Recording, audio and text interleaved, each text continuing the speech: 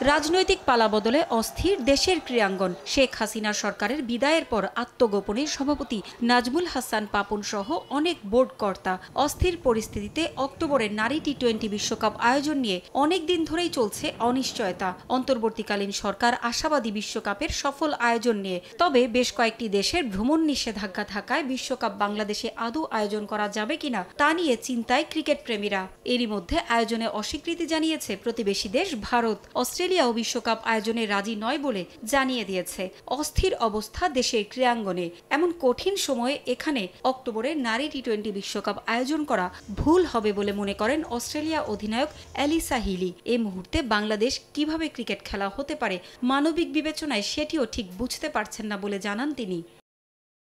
বর্তমান পরিস্থিতিতে বাংলাদেশে বিশ্বকাপ হোক তা আমি চাই না, তাহলে সেটা ভুল হবে। এই মুহূর্তে বাংলাদেশে একটা ক্রিকেট ইভেন্ট চলা, যে দেশ সত্যি সমস্যার মধ্য দিয়ে যাচ্ছে, তাদের পুঁজি নিয়ে বিশ্বকাপে ব্যবহারের বিষয়টি আমার কাছে কঠিন মনে হচ্ছে। যেসব মানুষ মারা গেছে তাদের সহায়তায় এখন সবাইকে প্রয়োজন।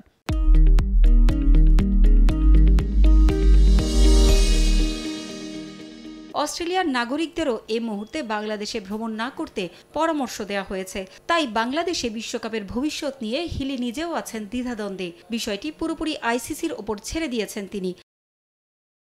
এই মুহূর্তে মানুষ হিসেবে সেখানে খেলার ব্যাপারটি আমার জন্য ঠিক মনে হচ্ছে না। মনে হচ্ছে এটি হয়তো ভুল একটা কাজ হবে, তবে আমি এটি আইসিসির উপর ছেড়ে দেব। এরই মধ্যে বিকল্প ভেন্যুর আলোচনাও উঠেছে। শেষ পর্যন্ত বাংলাদেশ থেকে বিশ্বকাপ সরে গেলে সেটি আয়োজিত হতে পারে জিম্বাবুয়ে বা সংযুক্ত আরব আমিরাতে। গেল মার্চ এপ্রিলে বাংলাদেশ সফরে ওয়ানডে ও টি-20 সিরিজ খেলে গেছে অস্ট্রেলিয়া। 2014 সালের টি-20 বিশ্বকাপের পর এটিই ছিল অস্ট্রেলিয়ার নারী দলের প্রথম বাংলাদেশ সফর। শেষ পর্যন্ত বাংলাদেশে বিশ্বকাপ না হলেও সে অভিজ্ঞতা কাজে দেবে বলে বিশ্বাস হিলির। তিনি আরও জানান, বাংলাদেশে খেলার অভিজ্ঞতা তারা কাজে লাগাতে চান। ভেন্যু যেখানেই হোক না কেন বিশ্বকাপ খেলতে প্রস্তুত আছেন বলেও জানান অ্যালিসা হিলি। পারভিন আক্তার, সময় সংবাদ।